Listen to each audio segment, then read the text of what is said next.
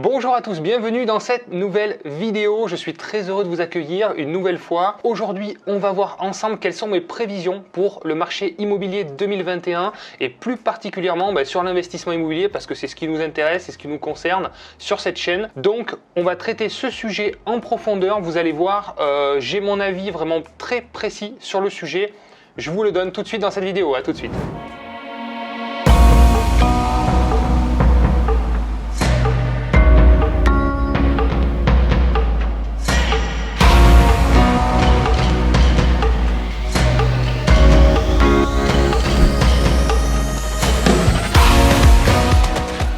Alors, qu'est-ce qui va se passer? On rentre dans le vif du sujet tout de suite en 2021, on va pas perdre de temps.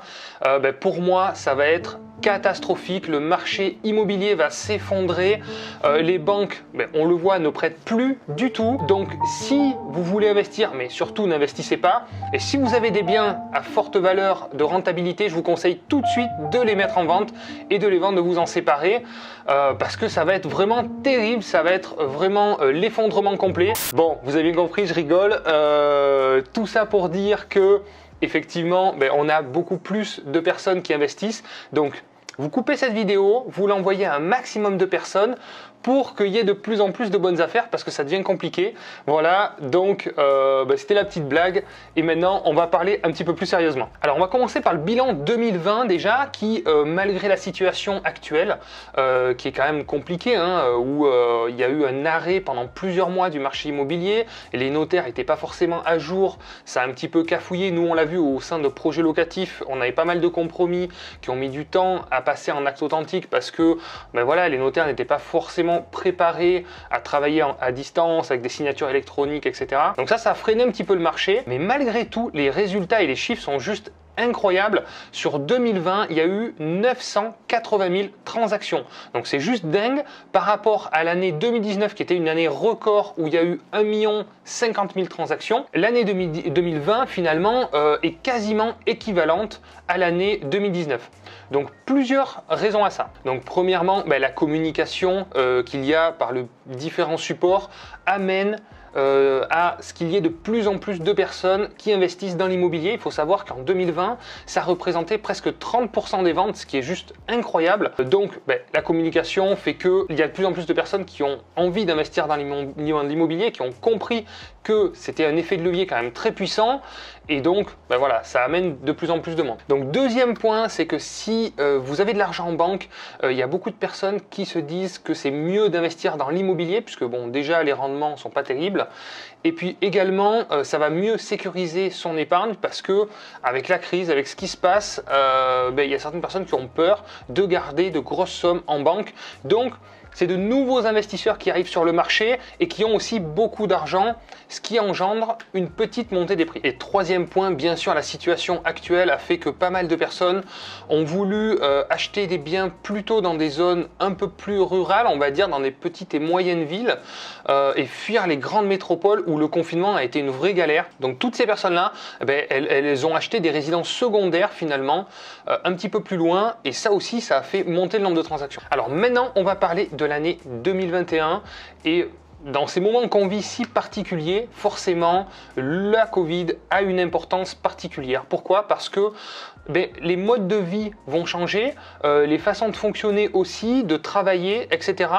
Et on va devoir s'adapter, nous aussi, en tant qu'investisseurs, à ce nouveau marché qui est en pleine mutation. Pour moi, l'année 2021, qu'est-ce qui va se passer? Que ce soit pour les propriétaires qui veulent aller dans des zones plus reculées, plus tranquilles, avec un cadre de vie plus agréable, c'est la même chose pour nos clients, j'appelle ça comme ça, nos locataires finalement, qui vont avoir envie de vivre aussi également dans des plus grands appartements, avec des terrasses, avec des balcons, avec des petits jardinets.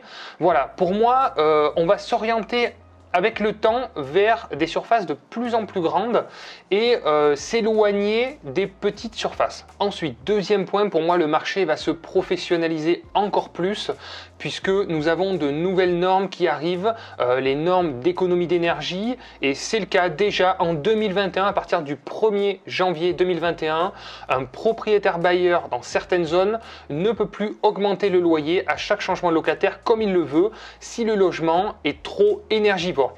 Je vais vous mettre un lien dans la description, vous verrez à la fin de la vidéo, pour que vous puissiez vous renseigner aussi si ça vous intéresse, parce que on est en pleine mutation d'économie d'énergie, mais franchement pour nous, on va dire, ça tombe bien parce qu'on veut faire les choses correctement, on veut proposer des bons logements à nos locataires qui ne payent pas trop, qu'on ait un bon impact sur la planète, etc. Donc nous, c'est parfait. Donc peut-être que ça ne va pas convenir à d'anciens propriétaires bailleurs qui jusque-là louaient un petit peu tout et n'importe quoi, ils ne voudront pas faire des travaux, et bien ça tombera bien, ils mettront peut-être leur bien en vente, et nous, on sera là peut-être pour l'acheter. Ensuite, en 2022, il va y avoir ce nouveau diagnostic obligatoire de performance énergétique qui va être beaucoup plus précis et qui va signifier l'obligation en 2028 d'être minimum en lettre E.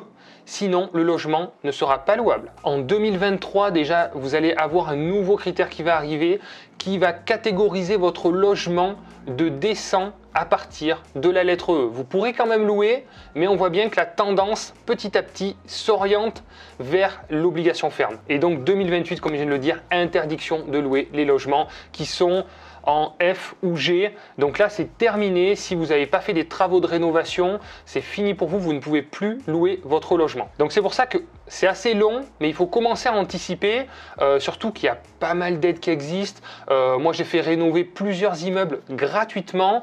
Donc regardez, par exemple, avec la société Iso-Inter, qui est présente partout en France.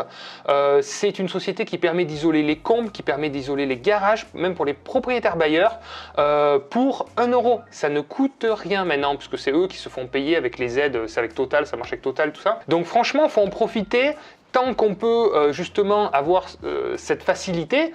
Autant en profiter parce que je ne sais pas combien de temps ça va durer. Maintenant, on va parler du crédit en 2021. Qu'est-ce que ça va faire? Est-ce que les taux vont monter? Est-ce que l'accès au crédit va être facile? Ce qui s'est passé déjà en 2020, c'est qu'il y a eu beaucoup plus de refus de prêts. Nous, on l'a vu au sein de projets locatifs, on a eu une augmentation de refus de prêts qu'il n'y avait pas avant, parce que les banques demandent de plus en plus d'apports, ont du mal à prêter sur des longues durées sur l'investissement locatif, donc au-delà de 20 ans, c'est clairement très difficile. Je ne dis pas que c'est impossible, mais c'est clairement plus difficile. Les très longs différés sont compliqués aussi à avoir. Donc 2021 va continuer à accentuer la tendance. On est dans cette mouvance où même si le HCSF a un petit peu assoupli les règles puisque il a demandé, le Haut Conseil de stabilité financière a demandé aux banques de prêter sur des durées un petit peu plus longues, jusqu'à 27 ans, et d'assouplir le taux d'endettement jusqu'à 35%, tout en permettant une dérogation de 15% sur ce type de dossier. 15%, ça correspond aux investisseurs d'ailleurs. Donc les personnes qui pouvaient emprunter vont pouvoir emprunter encore plus, et celles qui avaient du mal à emprunter vont avoir encore plus de mal à obtenir leur financement.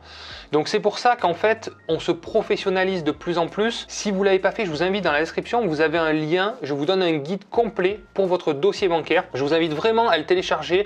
Vous allez voir, c'est vraiment pour vous professionnaliser dans votre dossier bancaire, parce que moi, c'est ce qui m'a servi et c'est ce qui m'a permis aussi d'obtenir beaucoup de crédits, parce que j'avais vraiment une situation qui n'était pas favorable au niveau des banques, et j'ai dû me professionnaliser au maximum pour les rassurer et surtout leur apporter toutes les réponses dont ils avaient besoin pour me fournir le crédit. Au niveau des taux, je pense qu'ils ne vont pas trop bouger parce que clairement le crédit immobilier tient un petit peu l'économie. C'est ce qui permet justement de dynamiser. On a besoin de dynamiser notre économie parce que franchement elle va très mal.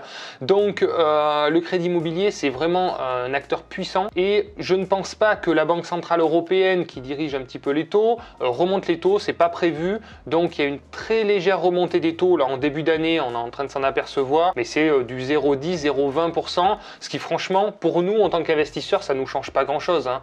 On sait très bien que c'est des levées de fonds, c'est des effets de levier, c'est un calcul complet, donc au final ça ne nous change pas la donne. En ce qui concerne les prix de l'immobilier, je pense que la hausse va continuer à s'accentuer puisqu'il y a eu une hausse principalement sur les villes moyennes, va continuer un petit peu à s'accentuer en 2021 parce que on est de plus en plus nombreux finalement à vouloir investir dans ce type de ville et de biens immobiliers. Donc ça risque de continuer comme ça. Donc je pense qu'en 2021, la rentabilité va légèrement baisser, mais l'autofinancement est encore possible et c'est quand même incroyable d'avoir ce système qui fonctionne encore. Acheter de l'immobilier finalement gratuitement, hein, c'est ça l'autofinancement. C'est de l'argent qui est emprunté par la banque, qui est remboursé par les locataires, c'est des effets de levier, c'est juste incroyable. Donc nous, ce qu'on constate au sein de projets locatifs, c'est qu'il y a une augmentation des demandes, évidemment, et nos conseillers, effectivement, travaillent de plus en plus en réseau interne. C'est-à-dire que les agents immobiliers nous amènent des affaires et n'ont plus besoin de publier parce qu'on a des partenariats avec eux. Et c'est vrai que on se rend compte qu'ils veulent plus s'embêter, comme il y a beaucoup de monde qui veulent investir, ils préfèrent travailler comme ça en tant que professionnel. On voit que le mouvement s'accentue de plus en plus dans ce sens-là. Voilà, pour conclure, je pense que l'investisseur immobilier a encore de beaux jours devant lui parce que franchement, on fait aussi beaucoup tourner l'économie. Donc je pense que l'État a aussi intérêt à nous préserver. On paye des frais de notaire, on paye des frais d'agence, on paye de la TVA, on fait tourner les entreprises, on paye des impôts, etc. etc. Donc tout ça fait que je pense qu'on a encore quelques années devant nous. Voilà, pour conclure, il va falloir se professionnaliser, il va falloir être encore meilleur dans la présentation de son dossier à la banque, plus dur de trouver des bonnes affaires, donc ça va demander encore plus de travail, encore plus de travailler son réseau local pour accéder à des bonnes affaires. Et puis voilà, je pense qu'il va falloir être un petit peu moins exigeant. On voit beaucoup sur internet la promotion de l'hyper rentabilité, du financement à 110%, mélangé à un différé, etc., etc. La réalité fait que c'est de plus en plus compliqué et qu'il va falloir aussi nous assouplir nos exigences pour continuer notre parcours d'investisseur parce qu'il y a vraiment encore de belles choses à faire. Sur ce, j'espère que vous avez aimé cette vidéo. Si vous l'avez aimé, je vous invite à mettre un petit like, c'est très sympa à vous, ça m'encourage à continuer. Si vous n'êtes pas abonné, je vous invite à vous abonner. Et puis je vous retrouve très vite pour de nouvelles vidéos et de beaux changements sur la chaîne. À bientôt, ciao ciao.